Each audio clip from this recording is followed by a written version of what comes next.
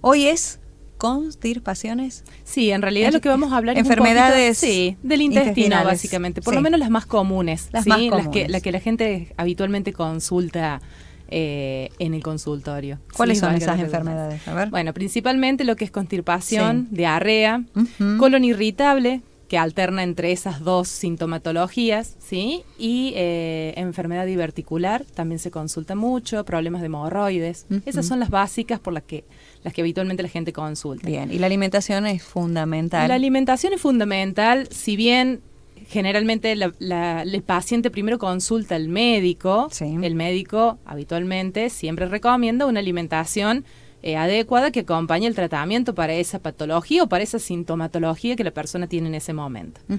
En el caso de una constipación, lo que tenemos que tratar es de aumentar el consumo de fibra y agua, ¿sí? Entonces, ¿cómo logramos esto? Lo logramos mediante el consumo de mucha fruta, mucha verdura, verduras de hoja, frutas principalmente con su cáscara, ¿sí? Recordemos que tenemos la fibra insoluble en la cáscara y la fibra soluble dentro de la fruta, entonces es importante consumir de las dos.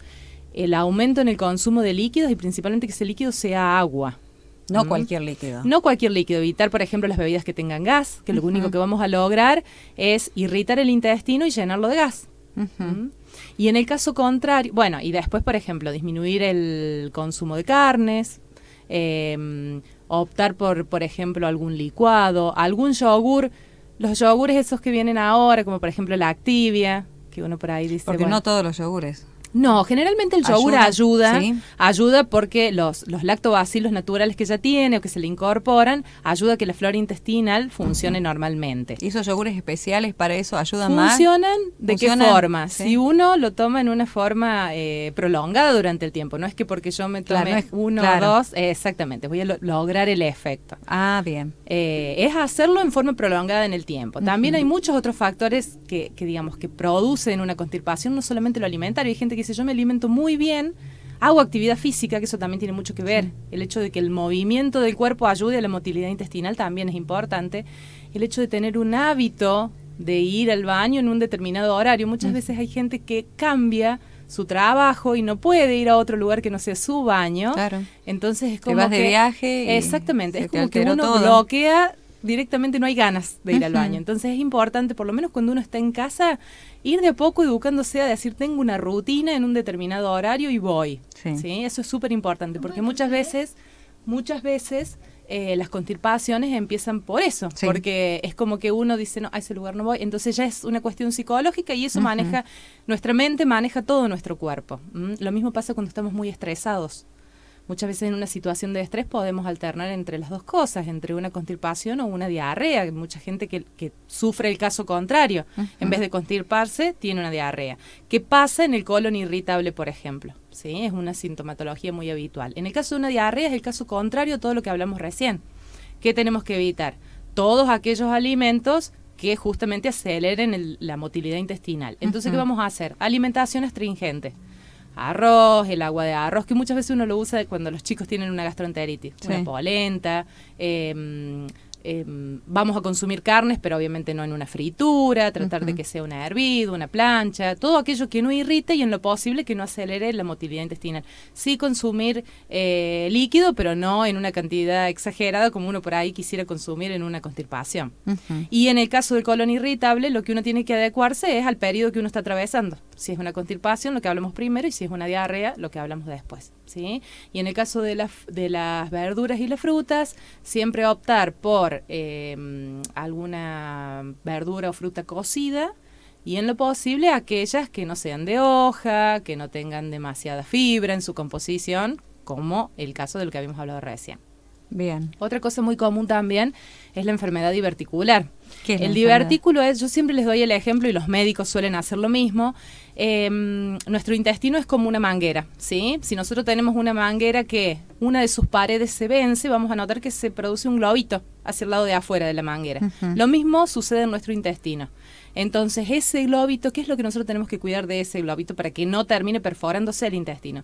Que todos aquellos residuos que naturalmente el intestino no va a absorber y por ende va a formar después el bolo fecal, no terminen depositados en esa bolsita que se formó en el intestino y que puede infectarlo.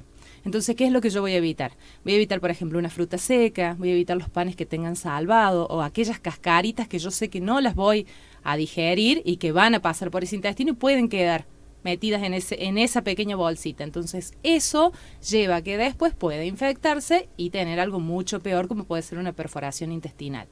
Por ejemplo, en el caso de las frutas y verduras que tengan semillas pequeñas, como por ejemplo banana, berenjenas, también evitarlas, o si no, tomarse el trabajo de sacar todas aquellas semillitas, los hilos, los ollejos, las cascaritas, todo aquello que no se digiera y que pueda depositarse en esa bolsita que se formó.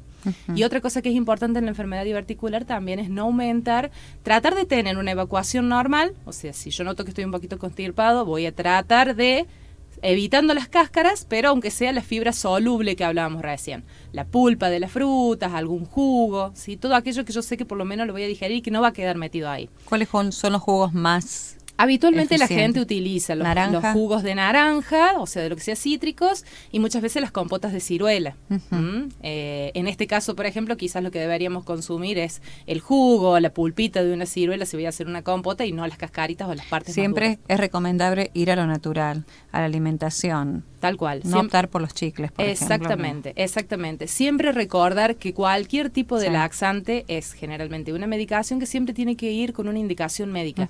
Nadie, ni siquiera yo como nutricionista, puedo indicar ningún tipo de medicación, solamente el médico.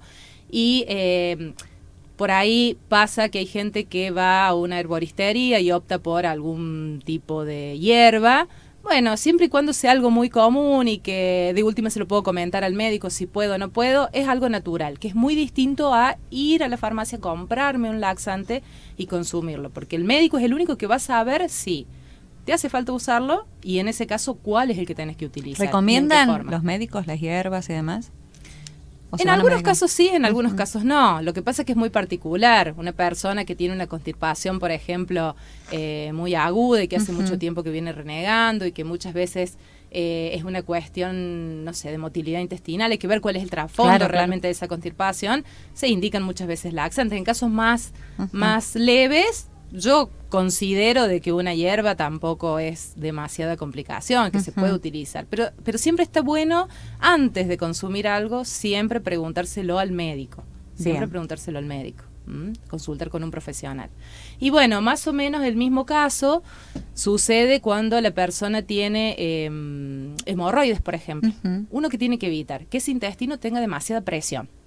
Entonces, voy a evitar bebidas con gas, voy a evitar fumar, que eso también es importante para no aumentar la presión dentro del intestino. Voy a tratar de tener, lo que hablamos al principio, una alimentación balanceada con mucho consumo de fibra y líquidos para que no aumente la presión dentro del intestino y pueda evacuar normalmente y por ende evitar esa presión que va a hacer que esas venitas se hinchen más todavía y produzcan la molestia.